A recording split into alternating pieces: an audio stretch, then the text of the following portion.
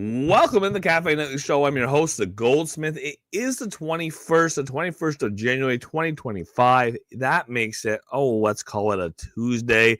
And getting kicked off with Sparklet Warz.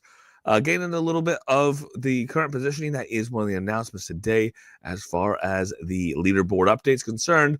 Last chance to burn Sparklet Warz passes. We'll get into that. This idea that you could have technically started to let the game play out a little bit and still burnt your pass and still participate, but your cutoff window is tomorrow. We'll get into that. Reminders there.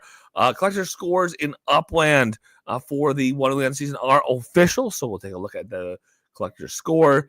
And we gotta talk about Sparklet Warz again. Leaderboard's up, leaderboard updated.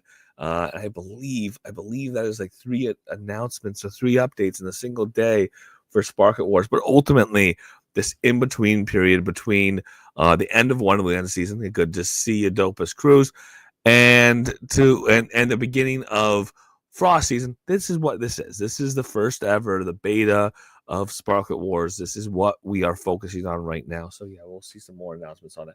And one last thing, of course, you have to have a Sparklet Warz Flash challenge.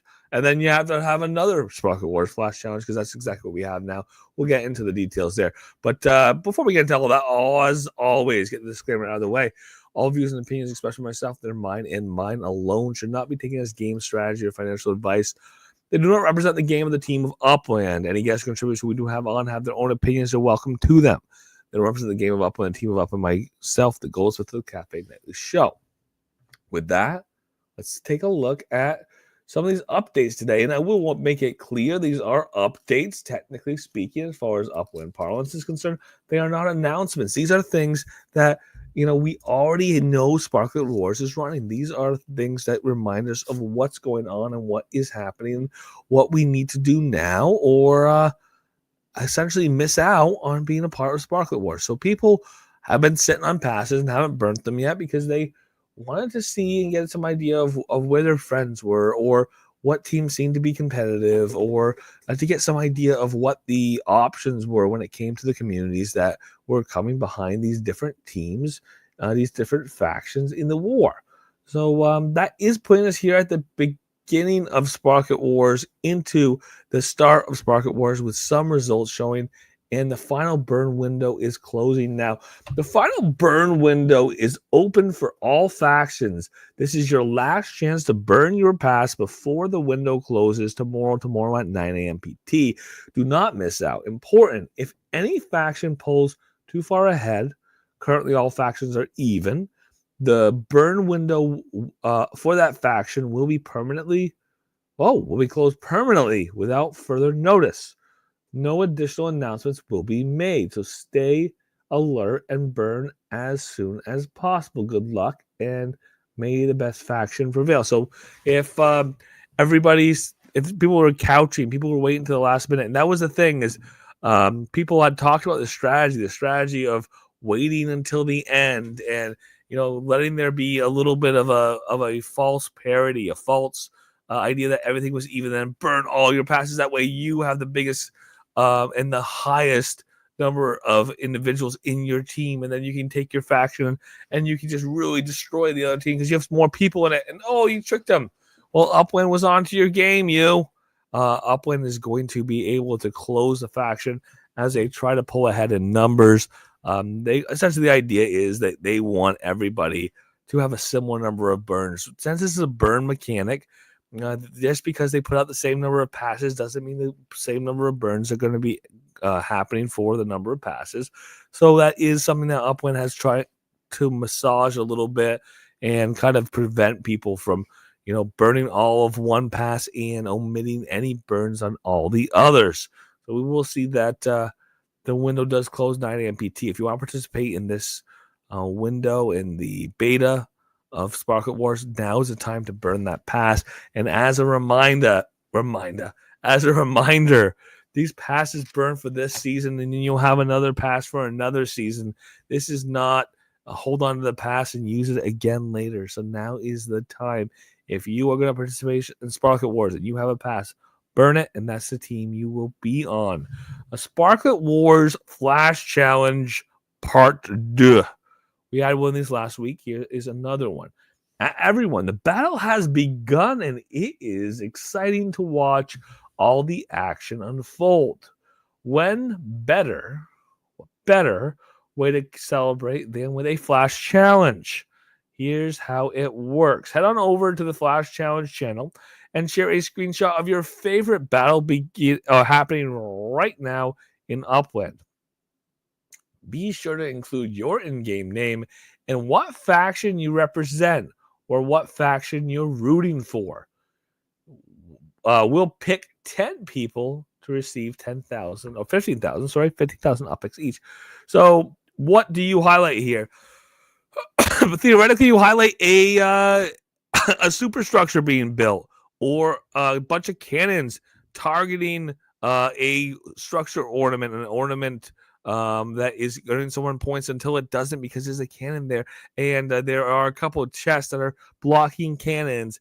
And you just see one faction versus another, or maybe all three factions are against each other because two of them seem to be paired up. That's the type of thing that Upland wants to see, kind of celebrating the game, the competition, and what it looks like. The competition obviously is going to be running now for the next week. It is started. The time to compete is now, and of course, we have into next Tuesday.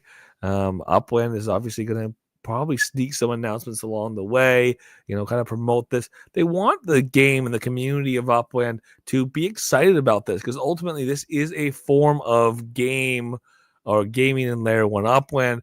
This is something that kind of makes a use case for owning assets, for using Sparklet, staking Sparklet, building structures. And we don't have a lot of those utilities for structures except when they are used in this context, and there's a contest and you have to have a certain structure, or by completing a certain structure you get an advantage in the contest. So that is something that is supportive of, again, structures that have historically had limited utility. Everyone, the Wonderland Season Collector scores leaderboards are final. So we had talked about Upland giving an extension on the Wonderland leaderboard because the passes that were earned towards the end of the season, they didn't get a chance to get released, and then Upland kind of decided the easiest way to do it was to allow the Wonderland season leaderboards to stay open until those passes could go out, until those block explorers could go out, so that points and people's scores could be regulated, could be massaged a little bit, could be made more correct before we had the end of the leaderboard and the winners announced. Let's take a quick look at the collector score leaderboards. Keep in mind, this is for Wonderland season. We'll see new seasons to continue to have this. Let's take a look. We're going to sort by Wonderland season score, and here we go. Wamawa Shaktalin XAOC 777. That's the top three. Upland Terra top 4, and Twilk Ryan out the top 5. To win with 6. Cake 7 with 7. Look at that. Scientist with 8. Castellina with 9, and round out the top 10. And to Queen 2. And to Queen 2. There you go. And to Queen 2. And then otherwise, we do know that there are block explorers through the top 25 spots. This is the first time we're doing it in this way, this collector score for the season, what you have bought and purchased for the season, what you have earned for badges for that season. So we're going to continue to see this. We're going to see that between Frost season, wow, I was going to say Genesis, but that's not correct. It's Frost season and Blossom season. We will see another one of these contests. So this is something that gives an idea of something fun to do in between seasons. We know we also will have Sparklet Warz. We'll have things to do in between the seasons. We'll have these contests that end at the end of the season, so we can see like collector's rank. You run that through the regular season, you finish the season off, and then you see those scores. Somebody won, and then while you're doing that, you're also starting this in between contest. Kind of fun to think of. these little things that are on a calendar that we can look forward to next season or the next season, the following season, things that we'll continue to see build and become better and have more features. And for this one, collector's score, collector's rank, the leaderboard did bump around a little bit. The way the calculation display was done did change a little bit over time. Looking forward to that being a little better titrated, being a little more concise and direct into the next seasons. But this was not a bad contest. Congratulations to all those in the top 10, all those in the top 25, and especially congratulations to those on the top of the list, top 3. Battle score update. We've updated the individual leaderboards. Only stake Sparklet on completed superstructures will be counted toward your score. So if the superstructure is not completed, you don't get points for staked Sparklet. Points will be added once construction is fully finished. So if you are building a structure and the structure is about to get finished, it hasn't been finished, you've had Spark on it for a long time, once that structure actually gets finished, that's when you're going to get the points for being part of that construction. Keep building. Good luck. That's where we are right now. We are in the beginning of Sparklet Warz. This is something that is a first. This is a beta. This is the first time Upland's doing it. And they've kind of already hinted that they're going to add features over time. Things are potentially going to get more robust. Things are potentially going to be able to run with a larger degree of variations of assets and how things work together. But this, as a beta, we need to see everything work well, and I hope it does, in order for Upland to continue to improve things. It is kind of fun to see that get built out, to be part of it in the beginning here.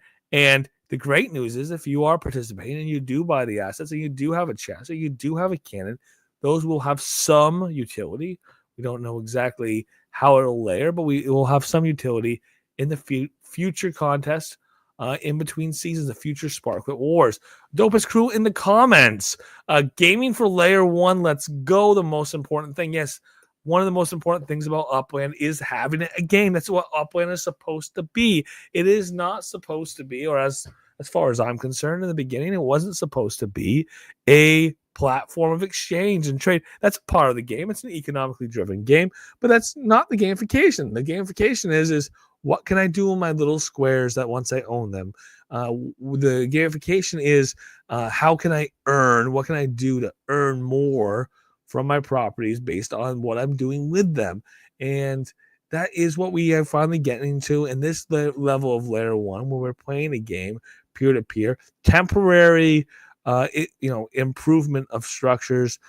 You are building some permanent structures along the way as well, but temporary alignment of assets in a neighborhood or in a city. This is going to be something that is going to be one of those engines in the game of Upland that continues to move assets around and keep people going to shops. And theoretically, if you participate in one or two, maybe you participate this season, next season, and it's not a contest you want to participate in it as much anymore, there might be other people who want to come in. Yeah, there's really going to be the secondary market long term on these, which is kind of exciting. Upland, by building a rotating utility, a utility in the form of Sparklet Warz that will be there season after season, so long as they improve things and have it running well, that is going to generate a real value in those assets, because there's utility, a continuous utility, and the way that gets priced long term, we'll have to see. We'll have to see how that gets determined by the players of the game. But it is very cool that we are going to again get started here, a little more layer 1, and hopefully we have room for other layer 1s as well. Dopest crew, what's the bigger picture? Clash of Clans style game, not a gamer, by the way. Do we think that Upland's going to turn the entire game into this one gamified element? I don't think so. I don't think Upland's going to turn all of Upland into Sparklet Warz. I think Sparklet Warz is an event.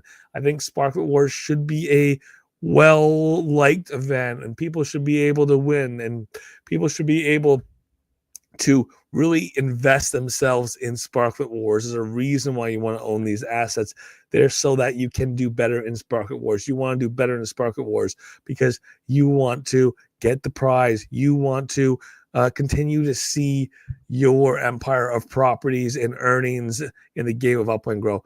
But as long as you can have that once a month, then have a different gamification during the season, which we see with these ornament contests. But we need to see, stronger reward structures potentially. I do say, kudos to Upland increasing some prize structures in this most recent iteration of a contest. The previously top prize at 1,000 Sparklet, since Sparklet is not worth what it used to be, that's not as much of a prize as it used to be. So Upland has increased those Sparklet totals for top prizes in Sparklet Warz. That is huge. That is something that, again, makes this a game that is more about, or feels more like it's a competition, feels more like there's winners and losers, feels more like it is something that is worth adding that extra energy in order to get a prize on the other side, in order to be competitive and have that real bragging rights. And the prizes obviously bring a little more bragging rights along the way for you. So that is a very positive thing, a very positive way to look at the way Upland set this game up. Again, building this out as a larger part of the game than some of these other contests we've had. And what we do want to remind ourselves, tomorrow 9 a.m. PT is the cutoff from burning. And a quick primer, a quick reminder on what Sparklet Warz is all about. Because we just started, but people still have the opportunity to burn their pass. We just started, but people are just starting to, stake their Sparklet on superstructures. People are just starting to move those map assets around. People are just starting to make strategies along the way. And we do have to remind people there was a final sale today. It was the last sale of the season to purchase bundles of the cannons, the chests, and excuse me, the structure ornaments. Obviously randomized, but built into bundles. And we split, or Upland split the sale from Friday. They split that into two separate sales. Half of them went on Saturday, the Friday into Saturday sale, Friday registration, Saturday sale. Half of those go on Saturday. Half of them happened today with a registration that was yesterday. And that's all. That's all there's going to be for this season. By splitting it up, Upland gave people the chance to choose their faction, to burn their pass before deciding whether or not to buy the last of the bundles.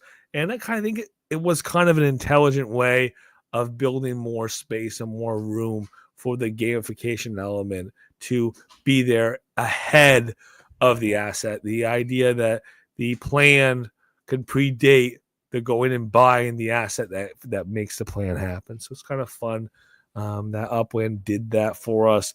And that sale obviously finished and concluded. Nothing left for those bundles for Sparklet Warz.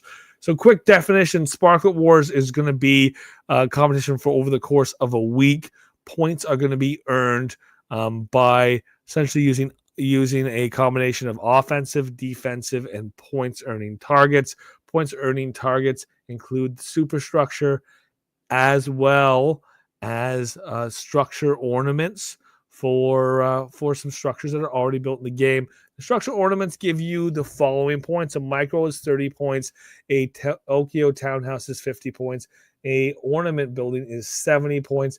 Faction superstructures, by building and completing a faction superstructure, you get 250 points. Now, what makes this a game and what makes this a real competition is that there are ways to deflect other people's points. There are ways to increase your own points, or to even turn off or disactivate someone else's modifier of your points. So it's kind of a fun way of looking at competition here. Not only are you worried about what you're doing for yourself, you're worried about what you're doing to your opponent in order to win. There's different types of contests, and tripping somebody coming down the finish line at the 400-meter sprint, or 400-meter, I'll call it 400-meter, at the 400-meter race, that's not the way to go. But in this type of competition, being strategic and using your assets to reduce the score of a competitive faction, that is strongly encouraged. That's how this game is played. While all factions Superstructures are available to anyone to build. Only those aligned with the registered faction for an individual will count toward a leaderboard. So there's even more strategy here. There's fake outs. There's opportunities for people to build a structure that doesn't add points to a faction because it is not built of your faction. So this is kind of fun. The other thing Upland did really well here was lock factions. If you wanted to buy assets for a faction, you had to actually be in that faction. We've had previous sales where people have bought the assets just to flip them. Well, if you can only buy an asset if it applies to you, if it applies to your choice of use of gamification, of this specific gamification game Upland, if you want to use your map asset that way, you're going to go and purchase it. Well, now we don't have that ability for people who aren't already playing the game, people who don't already have a pass burn prevents them from participating. So with that, really is more about people buying the primary market, deciding how they're going to compete, and being a constructive part of their team, again, to move towards a goal of utter domination. No, it's a goal of accumulating as much score as possible. Just because it's a little funny, let's go over the scoring mechanics. Way up when the scoring mechanics, there is a composite score that you have any given team, any given day as a team, as your faction. That point is used against a modifier, or has a modifier used, a coefficient for each day, so that some days actually give you more points overall or a larger percentage of the points in your main earnings. So the points that count are the points you accumulate as of a day multiplied by this coefficient. The first day, the coefficient is 10%. Second day is 20%. Third day is 30. Fourth day is 40. Fifth day is 50. Sixth day is 75%. And the day 7 is 100%, meaning that having a high score towards the end, having more points towards day 5, 6, and 7 is significantly more valuable than having a high score days 1, 2, and 3. It means that if you are not continuing to participate day to day to the best of your ability, and maintain a healthy strategy, a well-reasoned strategy, you will see that your score does not increase as you get towards the end of the season. And that means that the higher points are going to determine somebody else is the winner. So this does make it a little bit of a strategic game. This does create an opportunity for people to kind of build as a team, and encourages them to have that communication, have that group that is built out around this contest. And ultimately, it is going to be something that is going to be an up and down. We're going to see people moving up and jostling in ranks. And the leaderboard is where you can do that. And I'm very excited. Again, Upland gave the leaderboard up front, so we can get a feel for what that is. And they'll be able to see the points to the leaderboard over time throughout the season. As a reminder, as I mentioned, there are the offensive and defensive points here. Defensive ring negates an offensive act. An offensive act, like the cannons up here, are going to reduce the points or delete the points that a structure can create, or create towards your score. Same thing with cards, just a different type of weapon, or a different type of modifying map asset. That is something to take a look at. If you're participating, they're rarer, they're more, or they're not blockable, I should say.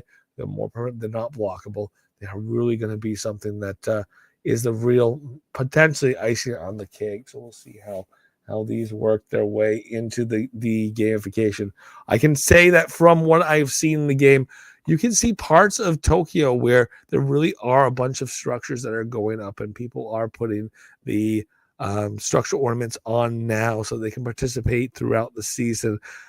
Again, it's a month. It's a week long. I'm going to say it's a week long season just because it's easy to organize that way, but a week long season of a competition. For tonight, again, we are on Tuesday. We do know tomorrow is going to be The day 2, end of today into tomorrow, is going to be day 2. So we'll see leaderboards really start telling a story of what's going on. Well, you make sure to lock in your faction by burning a pass tonight if you do want to participate, keeping in mind that any of the 3 factions could get locked at any time if they sell much better or they have many more burns than we see in the other 2 factions. For tonight, that's about it. We are looking forward to the future of Sparklet Warz and seeing how it works and see what continues to happen. But it's about what we're looking at right now. Dopest Crew is Upwind pushing the boundaries into Layer 2. Not really. Because Upwind can have gamifications, and in this case, it is a seasonal gamification. It happens during specific times. That would make it, as far as I'm concerned, an event. And I've played these other games that have these events. These events can be a slight modification, a significant modification, or a layered modification over the common gameplay or use of a game. That can sometimes mean that you have leaderboards that are put up and you're trying to move yourself up by the leaderboard by buying or by selling or by building in a game, by changing the colors of certain structures or certain tiles. There are iterations and ways of doing this to encourage people to do certain things in Layer 1.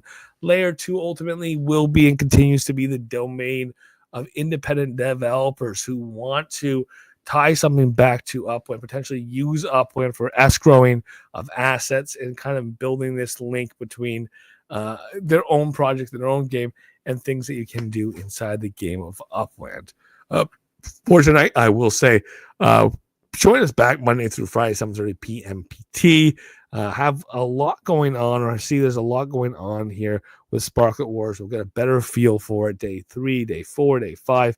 We'll get a better idea of the participation and what it looks like and how fun it is and how people are ultimately enjoying it. But we are early yet.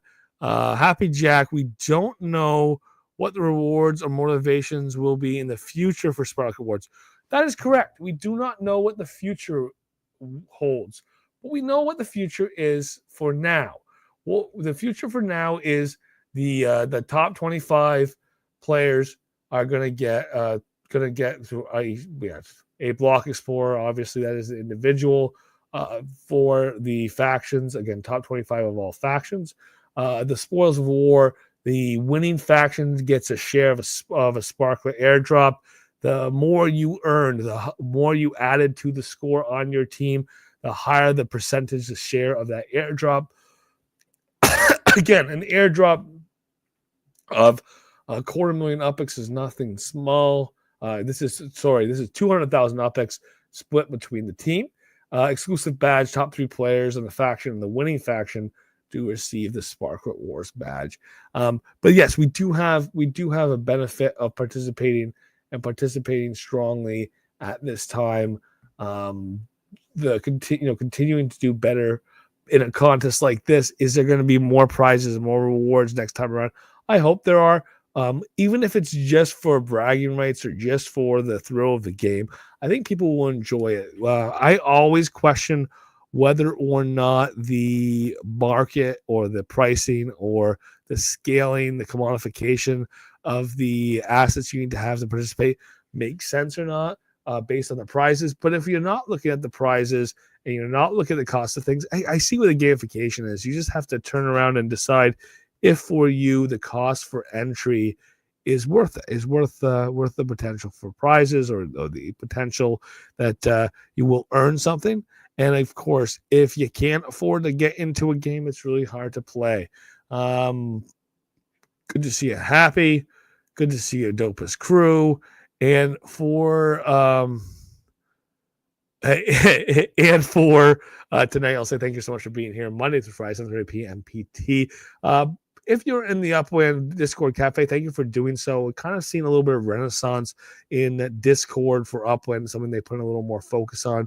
If you have a chance to drop by the cafe, any hour of the day, you see someone else there, it's your opportunity to use your voice to have a conversation about Upland in an open space. The rules apply. Do not plan on using that to cuss or scream or be disparaging to Uplander players in the game, but it is an opportunity to use your voice to ask questions and to be part of a conversation. So, as always, I like to say, if you're in the Upland Discord Cafe, feel free to unmute your mics. The floor is yours.